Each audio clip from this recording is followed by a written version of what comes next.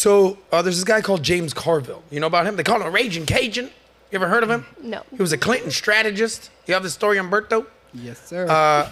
He said famously, what's the most important issue? It's the economy, stupid. Right? So you know who the raging Cajun is, James Carville. He was actually, this is actually very interesting.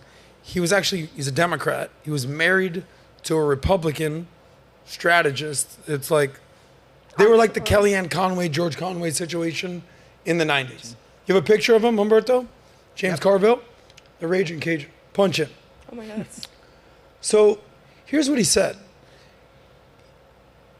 He was recently doing an interview with our friend Chris Cuomo, who's part of Valuetainment now. Shout out to you, Chris. And he's talking about preachy women in the Democratic Party. And it's turning off men or moderate voters. So hold on. He said the following. Because he's like, I like beer, I like football, I like eating hamburgers, and there's way too many women basically looking down on men. He said, a suspicion of mine is that there are too many preachy females dominating the culture of my party, Democrat. They don't drink beer, or they tell us not to drink beer. They tell us not to watch football. They say, don't eat hamburgers, don't eat meat. It's not good for you. Condescending preaching. The message is too feminine for us men who are Democrats. Everything you're doing is destroying the planet. Everything. That's what he's saying. And you have to eat your peas, stop eating your meat.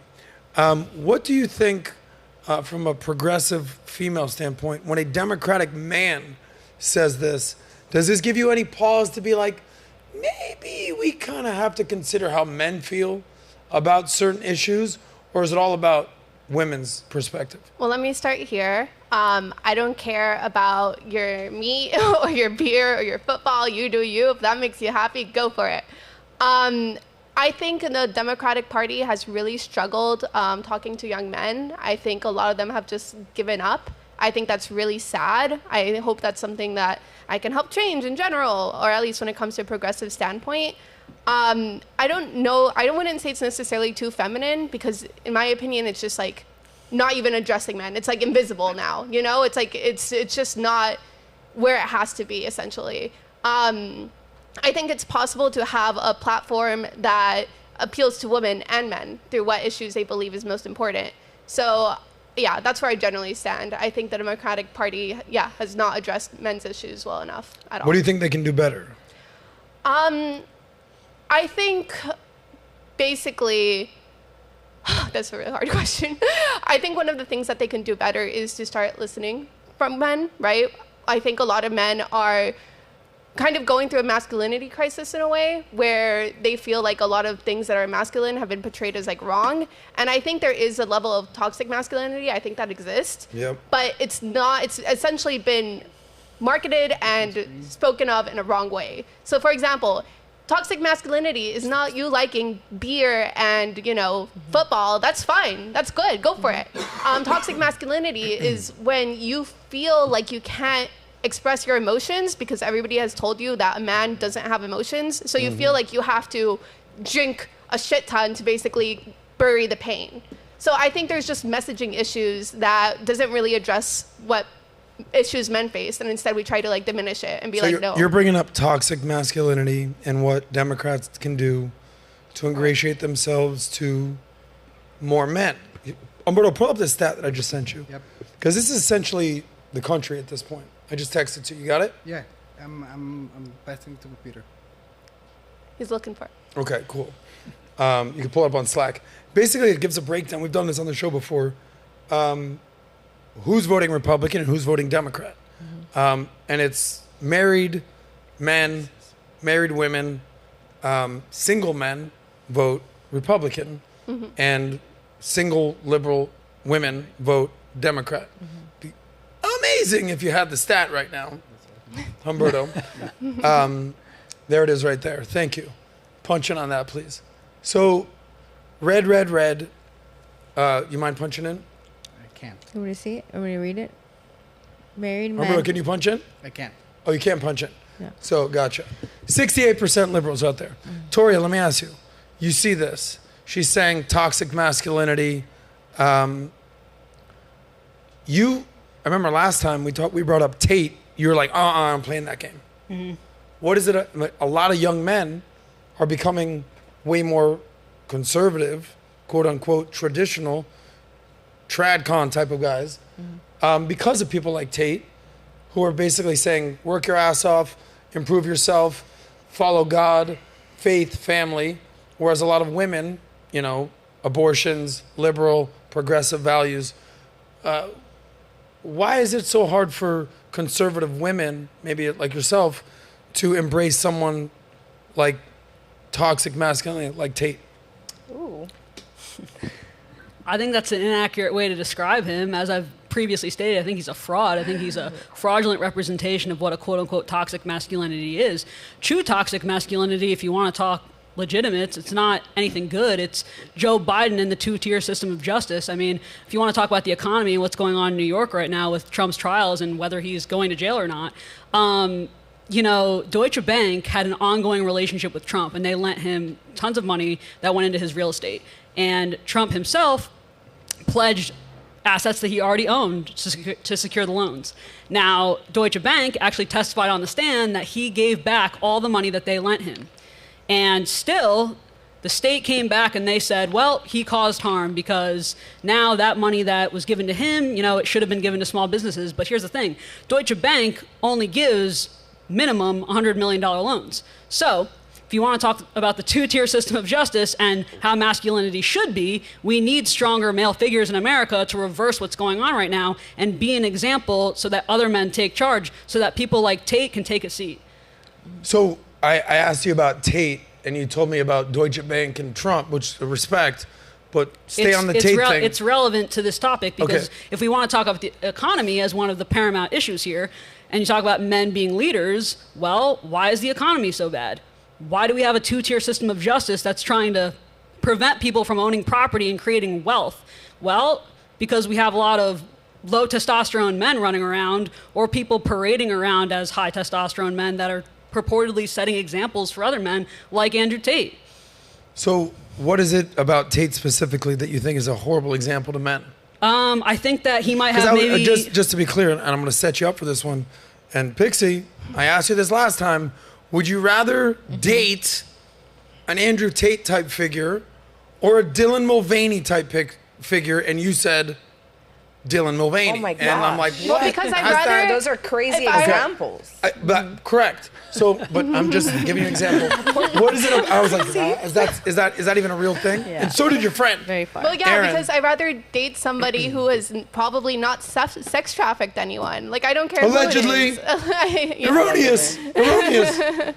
But what is it about someone like Tate that, she's talking about how to ingratiate yourself, the Democratic Party, to bring men back in. Clearly, young men are like, yo, I fuck with this guy.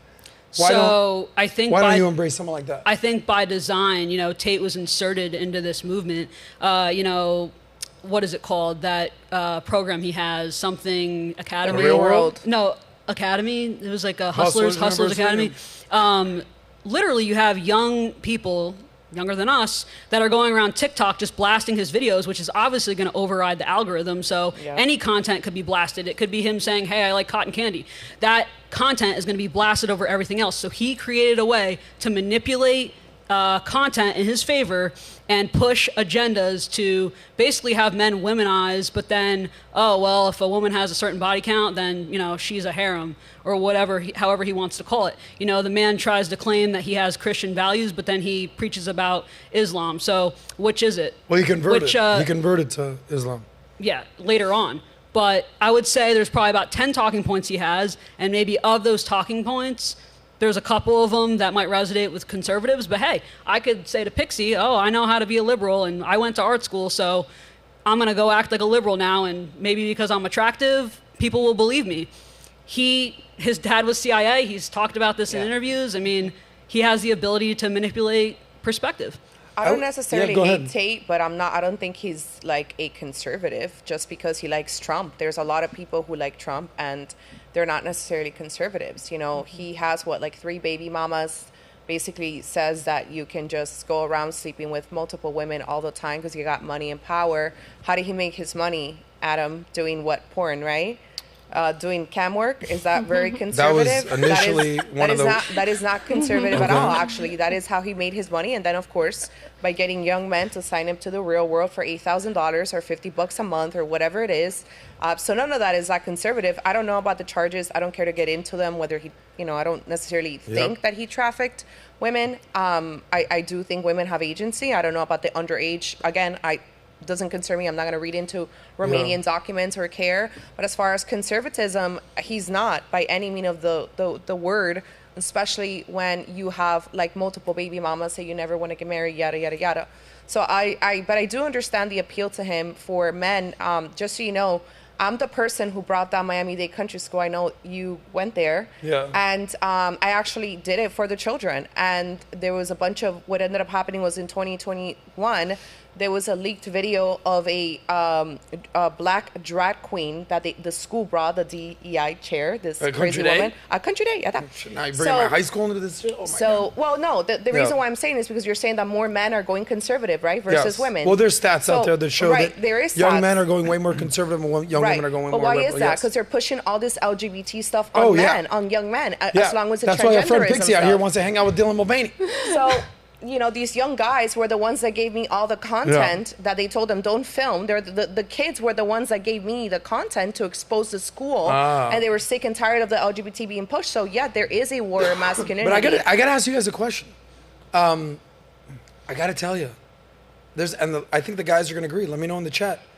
I think there's a ton of similarities between Donald J. Trump and Andrew Tate. Like what? Like how they made their money? One was cam work and one was real estate? Okay. They're entrepreneurs. They both hang out with hot chicks. How many times has Trump been married? Multiple baby mamas. He got married. Driving big fancy cars, making money, hanging out with hot chicks, businessmen. There's a lot, like, if you want to go like a Venn diagram of the Tate fans and the Trump fans and where they intersect, a lot of same people. A lot. Yeah, By the way, they're all hanging out at the UFC. So Trump's baby mamas are Ivana Trump, Marla Staples, and Melania Trump. Marla Maples, get her name right. So sorry, and like all great women. And who are Tate's baby mamas? Porn stars, cam girls, whores, prostitutes. What do we call them? Why are women so triggered by Tate? No, because men want to fight for him because he validates their behavior. Why is he having kids with who he says are evil, bad women who you shouldn't have kids with? Degenerates. That's my thing. I don't really hate the guy. I actually think a lot of his content is hilarious because he is an entertainer. Okay. But why are you having kids? I got to tell you, I thought of the three women on this panel over here with Nat as well, that the one progressive liberal would be railing on someone like Tate, especially because you guys are Trump fans. You two, you're like, yeah, I'm a businesswoman, and Tate is actually really bad for us. We're awake, not woke. What's the difference? Awake. Woke is... Pixie might not like this. Go for it. By stereotype, blue-haired, overweight liberals or people that, think they know what's going on, but they've been conditioned by the Mockingbird media to push certain messages. I just hate men that preach against degeneracy, but they're fucking degenerates themselves. Ooh. I don't mind degenerates, to be honest with you. I have a soft spot for degenerate men. I don't care. Just stop That's preaching. That's why we get along so well. Yeah. Stop preaching, conservatism and this. Just stop it. Just be fucking real. You like to have sex with multiple women and have cars and cool stuff, and that's it. Just be real. Stop preaching all this anti-degeneracy stuff when you're a degenerate yourself. Agreed. Duh. Yeah. That's it. That's my issue with them. Okay. But Nat, you want to weigh in on this? I mean, at the end of the day, I think there's a really big need for a male example today. I think there's positive things in different individuals, but you have to be really careful who you pick. Nobody's perfect, so everybody has their flaws. They may do well in this area and they may do bad in this area. But at the end of the day, I do also believe you practice what you preach. And I'm also not somebody who's also in their life. I don't know what they go through. I don't know what they're around to make those decisions. But I'll respect you. You do your thing over there. I do my thing over here. There's pieces, and there was a time where Andrew Tate did come in, and it woke people up. And it was that extreme side that I don't agree everything with him, but that extremeness woke a lot of people up, from the women to the men. Like, okay, maybe men are a little soft. Okay, maybe I'm a little more on my aggressive male energy. There's things that came out of that whole Andrew Tate phase. Now, is he perfect? No. Do I know all the details? No, I don't. But at the end of the day, I think we're in need, in dire need of a male great example. I think you have to even have a few of them. You know, I like the strength in this area with this person. I like the strength in this area with another person. But at the end of the day, you know, I do agree you take accountability for your actions. And yeah, that's kind of where I stand about it. But I think Andrew Tate, you know, I don't have an issue with the guy. Just never did anything to me and never been one of the girls. So. Okay. Fabian, you want to weigh in on this? Sure. So for the record, I wouldn't date either. I do agree there's a war on masculinity, but there's a war on culture, on family, on education. There's pretty much a war on anything that, you know, we can think of today. I think speaking as a father of a son, I think we have a responsibility to grow our boys into men. I think that's just as important in parenthood as it is in relationships, right? I think a lot of women seek a partner, if it's a male, and expect it to be kind of the whole package of what you imagine, but it takes work, right? The yin and yang, you've got to work together and grow your relationship. You grow your counterpart. So I guess that's all I have to say on this issue, but you know, working together, I think gets the best result. Listen, guys, Tate is a American citizen. I think he's going to be released from Romanian custody pretty soon. I'm just putting it out there. Trump Tate 2024. You never know, guys. You never know. I'll go back to Colombia. Would you vote for? Would you vote for Trump? I'll vote for Trump and Tate. I'll go back to Colombia and never come back. Oh my God. Whoa. If you like that one, click right here to watch the full SOSCAST. And don't forget to subscribe to the channel.